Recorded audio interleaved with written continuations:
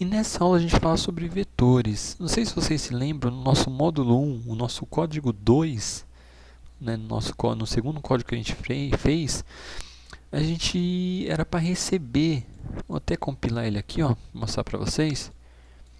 Era para receber a nota dos alunos, ó, e respondia se o aluno passou ou não do ano, certo? Então ele recebia aqui, ó, 4 notas, né? Ó, recebia a nota 1, armazenava a nota 1, nota 2 armazenava, nota 3 armazenava, nota 4 armazenava. Pode ver que isso daqui é código repetido, isto é, eu estou fazendo a mesma coisa nesses códigos aqui, ó. Eu estou repetindo informação, isso não é interessante, ó. Tenho 4 variáveis iguais que fazem a mesma coisa. E é para isso que existe o vetor. Vou estar abrindo um novo projeto aqui, ó. E é para isso que existe o vetor. Como o vetor funciona, pessoal? Naquele exemplinho ali que eu mostrei para vocês agora, aqui, ó, as 4 notas, certo? E ele somava, né? Fazia a média ali. Isso daqui, vamos supor que é a memória do seu computador. Então, quando você declara as suas variáveis, ele reserva um espaço na memória ali para você colocar os números, né, o valor que você for digitando. Então, fica assim na memória do seu computador. Nota 1, 2, 3, 4 e a soma, a média, o que você for fazer ali em outra variável. Isso é sem vetor. Com o vetor, ele faz o que, pessoal? Ele cria uma variável apenas com vários quadradinhos dentro dessa variável. Aqui eu posso ter quantos quadradinhos eu quiser. Olha que bem mais prático do que isso, ó. Aqui, ó, eu tenho uma variável soma, que vai somar o resultado dos 4 quadradinhos aqui do meu vetor. Lembrando que o vetor, ele sempre começa no zero, tá? Então eu quero colocar, vamos supor, 4 notas dentro do meu vetor. Eu começo do zero. 0, 1, 2, 3. Eu vou ter 4 notas dentro do meu vetor. O meu vetor também é uma variável que eu posso chamar de qualquer coisa que eu quiser. Pode ser nota, pode ser média, pode ser vetor também, enfim. O nome que eu quiser, tá? Vou fazer um exemplo aqui na prática, aqui, ó. Colocar as nossas bibliotecas aqui. stdio.h para a gente usar o printf e o scanf, tá? Nossa biblioteca Conio para a gente utilizar aquele comando de limpar tela, né, que eu gosto bastante, fica bastante limpo, né, a tela para a gente visualizar os exemplos.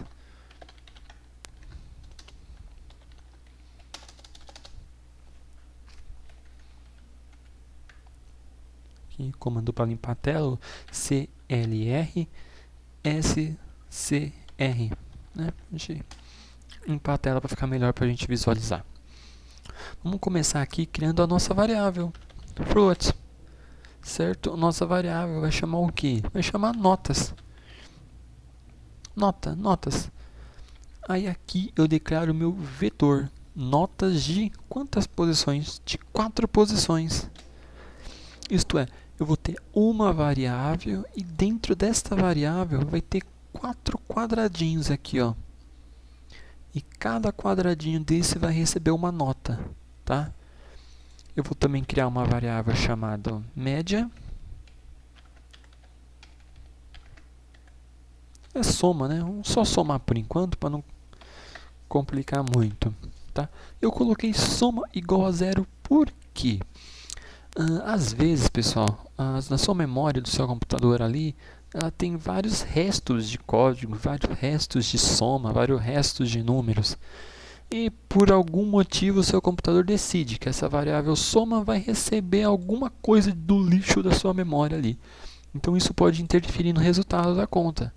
Então, quando você for fazer uma conta de soma, alguma coisa relacionada a coisas matemáticas, é melhor você fazer igual a zero, isto é, você está falando para o compilador, ó, quando você chegar nesse ponto, você me cria uma variável chamada soma, que o início é zero. Isto é, o padrão dela é 0. Se essa variável nunca for executada no meu código, ela vai ser 0. Se ela for executada, aí sim, aí ela vai mudar o valor dela. Tá, pessoal? Então, criei a minha variável aqui chamada soma e vou criar um for. O vetor, ele precisa de uma estrutura de repetição, tá, pessoal?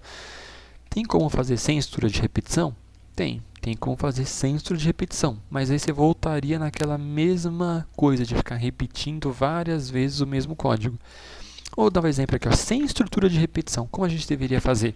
Printf, digite uma nota. Normal. Armazeno, scanf, 1% f que a gente está utilizando o float, tá? E armazeno aonde? Na notas, na posição 0. Por que posição 0? Porque é a primeira posição aqui, ó, do meus notas. Lembrando que um vetor começa da posição 0. Então, um vetor, pessoal, sempre vai falar em posição, por quê? Um vetor eu não posso fazer assim, ó, armazena no notas. Não posso fazer isso. Por quê? Porque eu tenho que falar aonde, em que lugar do notas eu vou armazenar esse número que eu acabei de digitar. Não adianta só falar notas, não, eu tenho que falar notas na posição. Que posição? O meu vetor tem 4 posições, posição 0, 1, 2 e 3. Eu tenho que falar, ó, você me armazena na variável notas, que é um vetor, na posição 0. Normal. Se eu quiser fazer na posição 1, com Ctrl+C, Ctrl+V, na posição 1. Quiser na posição 2, dá. Na posição 2. Depois, na posição 3. Isto é, eu vou pedir a nota 1, armazena na posição 0. Peço a outra nota, armazena na posição 1. Peço a outra nota na posição 2, peço outra nota e armazena na posição 3. Eu vou ter aqui as 4 posições do meu vetor preenchidas com os valores que o usuário digitou. Ou, mas pode ver, entra naquilo que eu acabei de dizer. O código está repetido. Eu estou fazendo várias coisas iguais, idênticas, e eu não preciso fazer isso. Para evitar de fazer isso, eu faço o quê? Um for. For i igual a 0. Vou criar uma variável int aqui, tá, pessoal? Int i, que vai ser o meu índice. Vai ser a minha variável que vai estar contando, vai estar fazendo isso, ó. Vai estar indo de 1 em 1. Como a gente aprendeu, acho que na aula passada, né? Na estrutura de repetição, no for, a gente aprendeu. Né? Se não lembra, só dá uma repassada na aula passada que a gente viu bastante coisinhas aí sobre estrutura de repetição. O meu i menor que 4, por quê? Tem 4 posições do meu vetor. Então, i menor que 4, i mais mais, isto é, i de 1 em 1. O i começa de 0 e vai aumentando de 1 em 1. 0, 1, 2, 3, 4, enfim. Fazendo o quê? O que o meu vetor, o que o meu for vai fazer? Printf, digite um número. Ele vai fazer isso. Eu vou fazer o quê? Um scanf. Digite um número, perguntei para o usuário, %f, e armazeno no meu notas na posição i. Por que na posição i? O meu i não começou de 0? Então é aqui, ó. Estou fazendo isso aqui, ó, pessoal. Meu i começou na posição 0. Então o código começa lá, ele entra no for. I é igual a 0. Ele vem aqui, 0. O que o usuário digitou, ele armazena no 0. Tá? Aí ele volta no for. Lembra-se que na segunda passagem do for, ele não executa mais esse trecho do código, tá? Ele vai direto para cá. O meu i vale 1, né? Porque ele incrementou. 1 é menor que 4? 1 é menor que 4. Aí ele pede, digite outro número. Aqui já vai estar valendo 1. Ele volta, incrementou. 2 é menor que 4? 2 é menor que 4. Aqui vai passar a valer 2. Aí ele digite o número e armazena nas notas na posição 2. Incrementou. Meu i vai estar valendo 3. 3 é menor que 4? 3 é menor que 4. Aqui vai estar na posição 3. Aí ele vai, digite um número e armazena na posição 3. Incrementou, 4. 4 é menor que 4? Não, 4 é igual a 4, então não pode. Acabou, parou na posição 3. E não pergunto mais e saio do meu for. Por isso que eu coloco na posição I, porque eu vou ter o meu contador. Tá? O meu contador é o que vai fazer isso. Ó. Ele que vai mudando de lugar em lugar no meu vetor. Então, tudo isso, pessoal, eu resumi nisso. Tenho aqui, ó, 2, 4, 8 linhas. Eu resumi em 2. Isso aqui, ó, já não é mais útil para a gente. Ó. Como ficou muito mais claro o código, pessoal. Extremamente mais prático e claro o código. Vou salvar aqui, ó. Salvar no nosso código 7. Compilar. Ó, vamos ter um erro aqui, ó. Eu não estou usando a variável soma. Não estou mesmo. Aqui, ó, um erro aqui, ó. Ele está me dizendo que eu não estou utilizando a variável soma, ó. Never used. Não estou usando. E eu esqueci de um ponto e vírgula aqui na linha 14, ó. Que era aqui, ó. Tá? Que eu havia esquecido. Então, não estou usando a variável soma. Vou compilar de novo, ó. Ele continua dando um aviso, tá? Não é erro, é um aviso que eu não estou utilizando isso daqui. Tudo bem, só quero mostrar para vocês que funciona aqui, ó. Digite o número 1, digite o número 2, 3, 2. Acabou. Simplesmente pedi para o usuário digitar o número e não fiz mais nada. Só fiz isso, não fiz mais nada. Tá? Agora vamos fazer alguma coisa? Vamos. Vamos lá. For i igual a 0. I menor que 4. I mais. Fazendo o que o meu for vai fazer? Vai exibir na tela os números que eu acabei de digitar. Printf. Vai só exibir, só quero que ele exiba. Só, nada mais. %f. E meu notas na posição I. Tá? Lembrando, pessoal, ele vai entrar nesse for aqui. Ele só vai sair desse for quando essa condição for falsa. Enquanto essa condição for verdadeira, ele vai ficar só nesse for.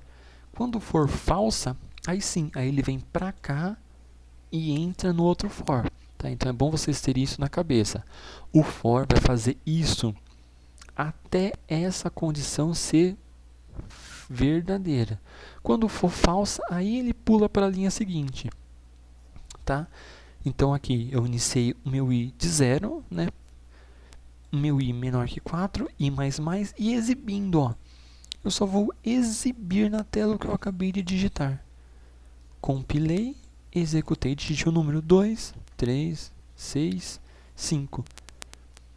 Ele me apresentou aqui, ó, 2, 3, 6 e 5. Por que esse monte de 0, pessoal? Lembra que numa aula aí passada, no módulo 1, eu falei, %f, ele é o número que aceita números quebrados, tá? Para me definir quantos números quebrados eu quero, depois da vírgula, eu faço o quê? 2.2. 2.2 pode ser 2.3. Quantas casas decimal eu quero depois da vírgula? É aí que eu defino. Eu vou colocar 2.2.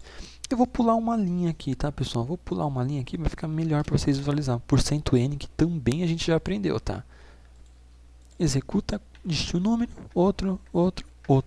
Ó, pessoal, 2564, ó. 2564, tá?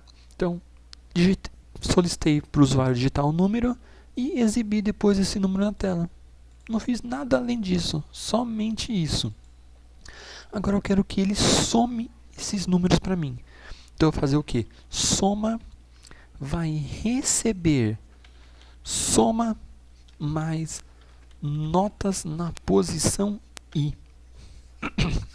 Meu soma não começou de 0, pessoal, então 0 vai ser igual a 0 mais o que o usuário digitar na tela. O usuário digitou 5. Vai colocar 0 mais 5 é 5 e armazena na soma. Meu for vai voltar, digite outro número, 6. Vamos supor que o usuário digitou 6. Aí ele vai vir aqui. 5, que é o novo valor da minha variável, mais 6, que o usuário acabou de digitar. Quanto que é? 11. Armazena. volta ao meu for. Digite outro número, 2. Aí ele vem aqui, 11, que é o novo valor da minha variável, mais 2, que o usuário acabou de digitar, 13. Armazena na minha soma. É isso que ele vai fazer, pessoal. Eu posso fazer isso, ó.